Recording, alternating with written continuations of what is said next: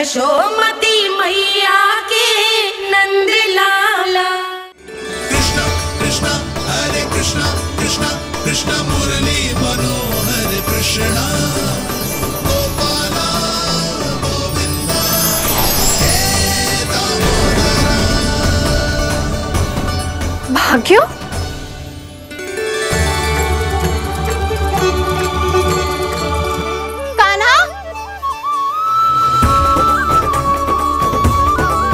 एक तो चोरी की और ऊपर से मूर्ख बना के भाग को। ये ठीक ना है, मुझे यशोदा जीजी को बताना ही होगा, और वो भी इसके घर पहुंचने से पहले।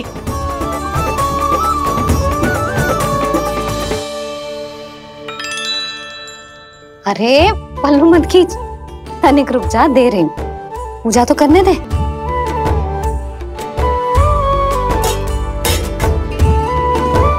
ले, अब जितना मन करे उतना प्रसाद खा।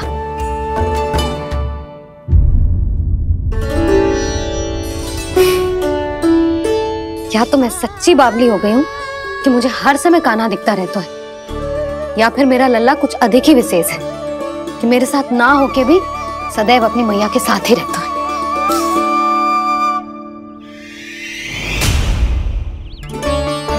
आज तो कैसे प्राण बचे नारायण ही जानते हैं। मैं तो पाऊ को सिर पर लेके ऐसे सरपट भागो कि पूरे गोकुल में बड़ बोले। इस समय तो बड़ी बड़ी मत हाको, पर असली लाभ तो वानर महाराज ने उठाया है। पूरी की पूरी मटकी अकेले लेके निकल लिए। ये हमारी प्रतीक्षा कर रहा था ताकि हम माखन बांट सके। हमारे साथ ना दाऊ, उनके साथ।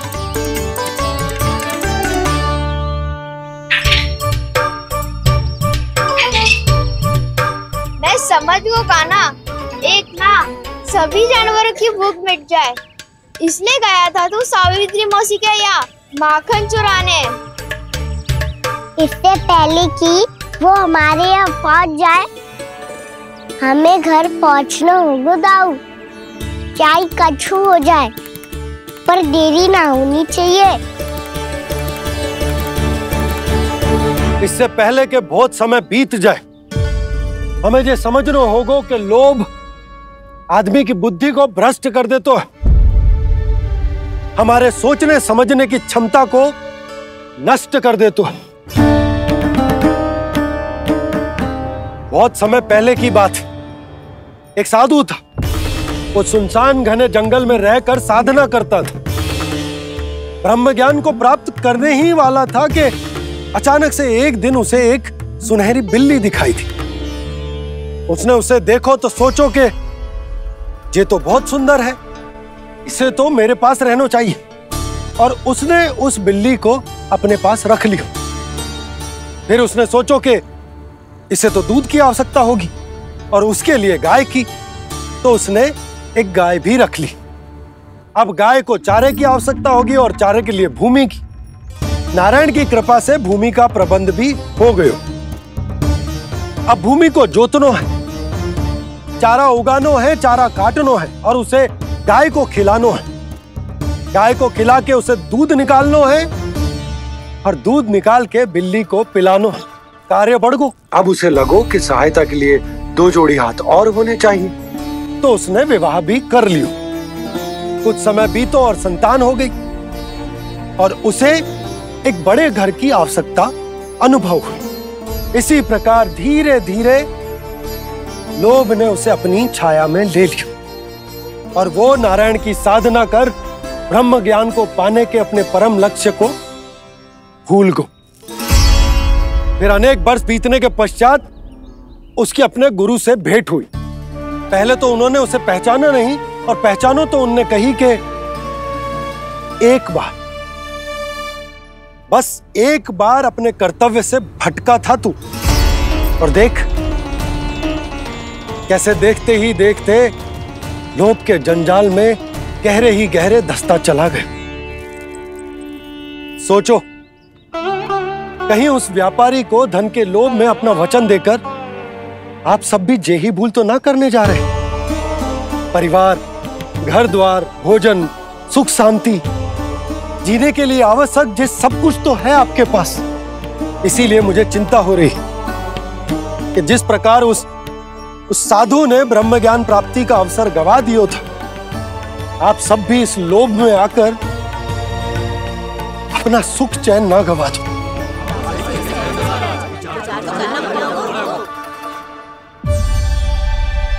लग तो है बात सबको समझ आ रही है।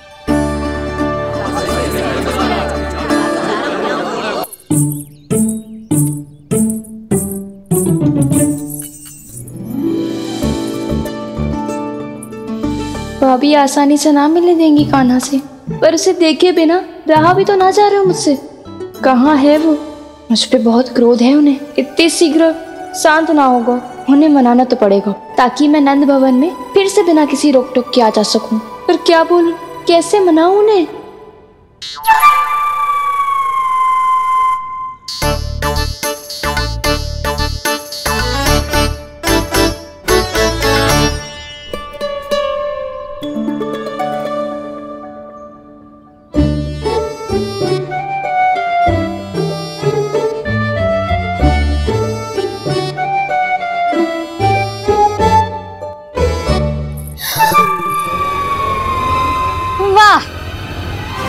जिसने मेरे लल्ला पर चोरी का आरोप लगायो, वो ही आज मेरे घर में चोरी चोरी प्रवेश कर रही है। नाना भाभी, ऐसी कोई बात ना है, मैं तो बस ये देखने आई थी कि जसोदा भाभी का क्रोध शांत हुआ कि ना? सुन ले जानकी, मेरा क्रोध उसी दिन शांत होगा जिस दिन तू सारी गोपियों के सामने मेरे कान्हा पर लगाया आरोप वापस लेगी। चोरी करेगा तो आरोप ही लगेगा ना जीजी। फिर से आरोप? सावित्री, तू भी? कल तक मुझे ये थोड़ी पता था जीजी कि आपका कान्हा सच्ची में माखन चोरी में पारंगत है। आशा करता हूँ कि आप सभी को नंदराज का विचार और संदेश सही से समझ आगो होगो।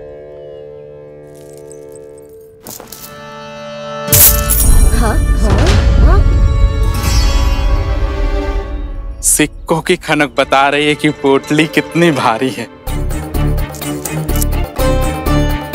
एक ही दिन में कितनी वजन पा गई जे। हमें भी इससे अधिक धन अर्जित करना होगा, तभी तो हम अपने उज्जवल का भविष्य उज्जवल कर पाएंगे। पहली बार कछु बुद्धि की बात की है तूने। नंदराज, हमारे मन में आपका बहुत सम्मान है, पर हम जो करना चाह रहे हैं वो लोभ ना है, वो तो विकास है। हाँ नंदराज, हम अपना और अपने संतानों का भला बुरा सोचे बिना कब तक अपना जीवन इस प्रकार जीते रहेंगे? फिर पिछले 4 वर्षों से हमने आपको कर भी तो ना दियो है। मुझे तो लगता है कि नंदराज की बातों पर शांति से सोच विचार के बाद ही कुछ निर्णय लेना चाहिए। ऐसा मौका बार बार ना आता। नहीं, हमें सोच विचार कर निर्णय लेना है सबने।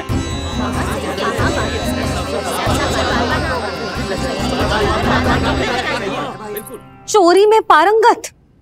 हाँ जीजी, उसने टोली बनाई है और उसका नाम भी रखा है चौर्य विद्या प्रसारण टोली, और आपका कान्हा उसका अध्यक्ष है। अच्छा, तो कान्हा पूरी टोली लेकर आया था चोरी करने तेरे घर? और नहीं तो क्या। पर एक बात बताओ जीजी, मेरे बलदर को देखकर किसी का साहस ना हुआ भीतर जाने का, पर आपका कान्हा इतना साहसी है कि बिना भयभीत हुए इतने भयंकर बैल के निकट चले गए। सच्ची? और तेरे रक्षक बैल ने कुछ ना किया उसे? है ना अचरज की बात। क्रोध के स्थान पर वो तो उसके सामने ऐसे झुको जैसे कि प्रणाम कर रहा है। और जीजी, आपका कान्हा साहसी ही ना, बहुत चतुर भी है। मैंने मटकियां बहुत ऊपर लटकाई थी, पर बताओ कि बिना चौकी के मटकी को नीचे उतारने का उपाय किसने ढूंढा? किसने? आपके चतुर कान्हा ने। उसने अपने सखाओं को पर्वत बनायो और एक पक्के सेनापति की तरह बिना भयभीत हुए उनके ऊपर चढ़ गयो और मटकियां उतारने लगो। और एक ही ना, तीनों की तीनों मटकियां उतार ली। तीनों? हाँ जीजी, और वो इतना दयालु है कि पहले एक मटकी का माखन सब में बांट दियो और फिर बची हुई 2 मटकियों में से एक मटकी अपने सखाओं को दे दी और फिर दूसरी मटकी एक भूखे वानर को दे दी।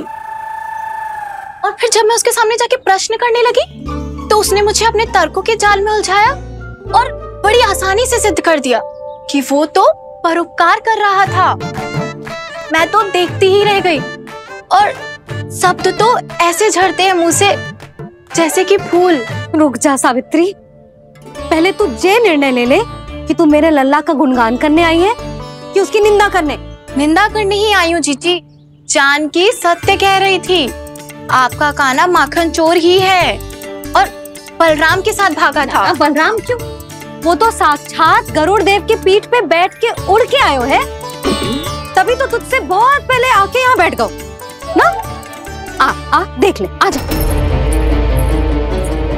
देखो कैसे बैठ के सब पहरा दे रहे हैं कि कोई पंछी अनाज ना चुगले, और तुम दोनों व्यर्थ में इन सब पर दोष लगा रही हो। कान्हा के निकट जाने का प्रयास भी मत ही करना। पहले मेरे लल्ला पर आरोप लगाती हो, फिर उससे मिलना भी चाहती हो।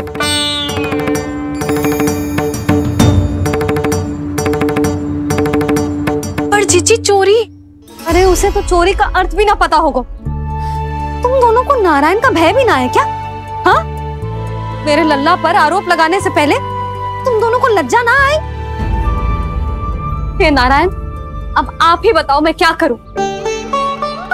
लग तो है किसी की घोर दृष्टि लगी है कि बार बार मेरे लल्ला पर आरोप लगते हैं। किसी की क्या, तुम दोनों की दृष्टि लगी है। या तो तुम दोनों मनगढ़ंत कथाओं को सत्य बताना छोड़ दो, या फिर कृपा करके मेरे घर आना बंद कर दो।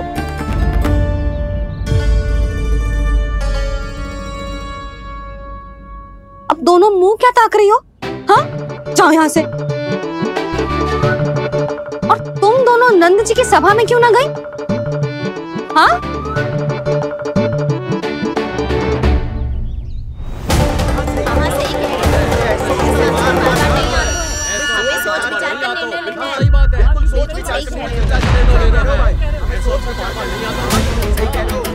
जी कौन? पहले तो कभी ना देखो इसे।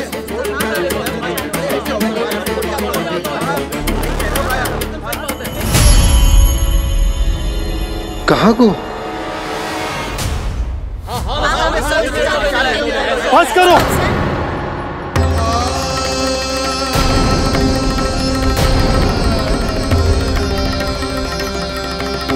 मेरी आंखों के सामने मैं गोकुल में इस तरह फूट पड़ते ना देख सकता। राजा हूं मैं, परंतु आज तक मैंने कोई भी निर्णय आप सब पर ना थोपो और ना ही आज थोपूंगा। मुझे पता है आप सबके पास कल सूर्यास्त तक को समय, इसीलिए मेरी विनती है कि आप घर जाकर रात्रि को इस बात पर पुनः विचार अवश्य कीजिएगा। सोचिएगा कि कोई भी व्यापारी अविश्वसनीय रूप से सस्ता क्रय विक्रय क्यों करेगा जब तक कि उसका कोई छुपा हुआ लाभ ना हो। हमें सोचना होगा कि कहीं हम उसके बिछाए जाल में फंस तो ना रहे।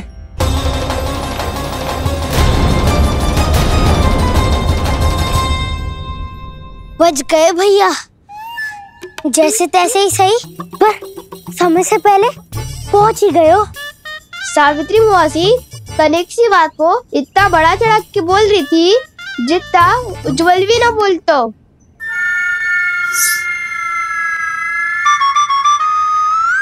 वैसे आनंद तो बहुत आयो, सच्ची। हाँ, बेहतर लगा तो माखन भी तो मिला और परोपकार भी होगा। बता कान्हा, और किसके घर जाना है अब? आज ही तो हमें शिक्षा मिली है, इतनी शीघ्र भूल गए तुम सब। लोग के चक्कर में पड़ोगे तो फंसोगे। लोग के चक्कर में पड़ोगे तो फंसोगे।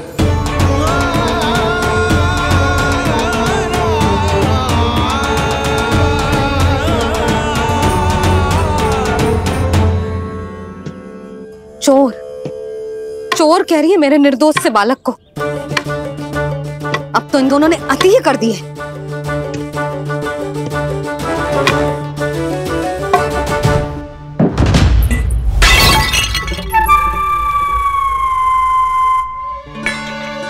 से भी अभी फूटना था। वैसे ही मैं इतनी चिंतित हूँ। कैसे समझाऊं इन गांव वालों को?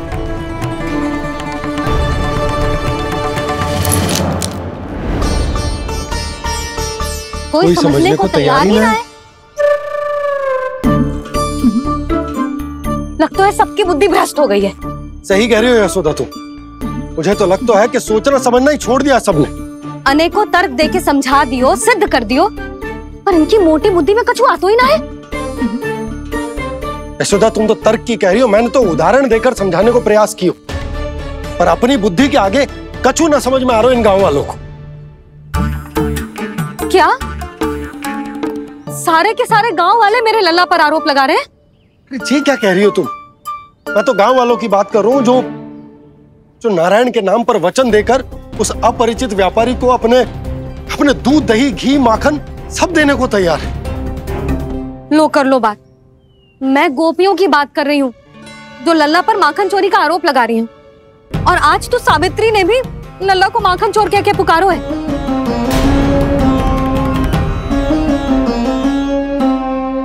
सावधान यशोदा, कहीं बड़ा होकर माखन चोर ना बन जाइए। अच्छा, ये सब आप छोड़ो। स्त्रियों की बात है, मैं संभाल लूंगी। आप ये बताओ सभा में क्या हुआ? गोकुल में फूट पड़ गई यशोदा, लोभ की फूट।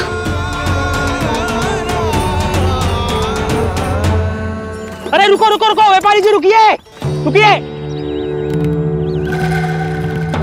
नंदराज ने प्रयास तो बहुत किया था व्यापारी जी, पर कुछ व्यक्तियों को छोड़ करके किसी के कान पे जूं तक नहीं रेंगी। इसका अर्थ फूट पड़ चुकी है लोभ की वजह से। बहुत ही शुभ समाचार लाए हो गुप्तचर। अब शीघ्र ही दिखेगा लोभ का चमत्कार।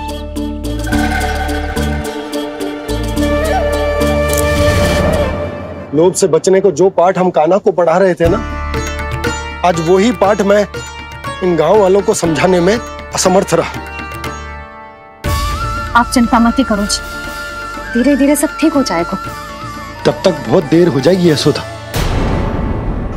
ये गोकुलवासी मेरे अपने, उन्हें अपनी आंखों के सामने मैं भूल करते ना देख सकता। वो सुलक्षणा, वो उस व्यापारी के प्रभाव में आ गए, और शंकरी मौसी और सुमति भी सुलक्षणा के मार्ग पर ही चल रही। कान खोल के सुन ले बहू, आज से घर में दूध पीनो बंद, दही खानो बंद, और माखन तो बिल्कुल ना खानो। पर मैया, पर किंतु परंतु कुछ ना सुननो मुझे। सुलक्षणा की जैसे धनवान बननो है कि ना?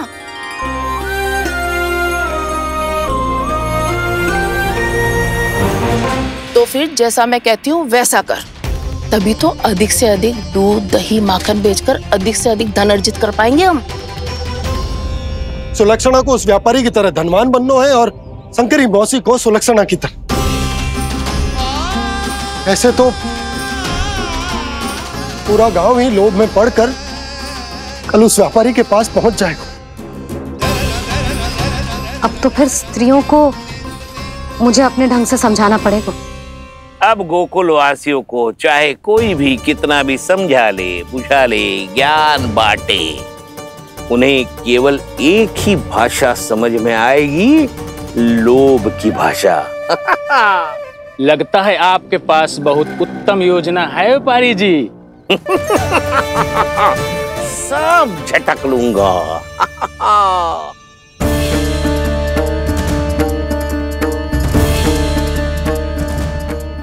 आपको क्या लगता है प्रभु, मैया के समझाने से गोपियाँ समझेंगी?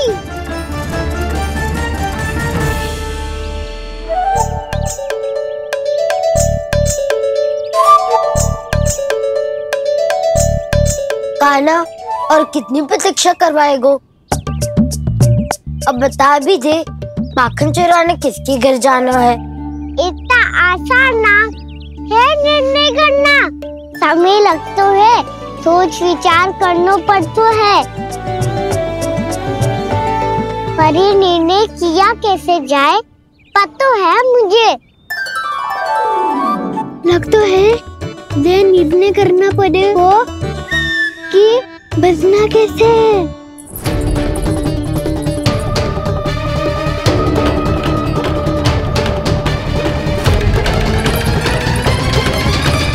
सावित्री मौसी ने हमारे चौरे विद्या प्रसारण के बारे में सबको बता दियो क्या?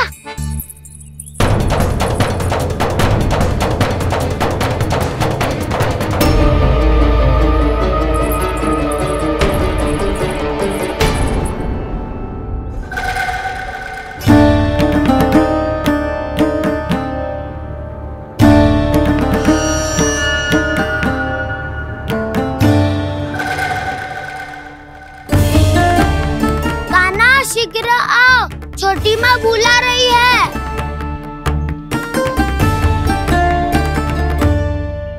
अब डांट भी पड़ेगी और कुटाई भी होगी। चौरी विद्या प्रसारण कल ही आरंभ हुआ था और आज ही समाप्त हो जाएगा। सब इतने गंभीर क्यों है आज?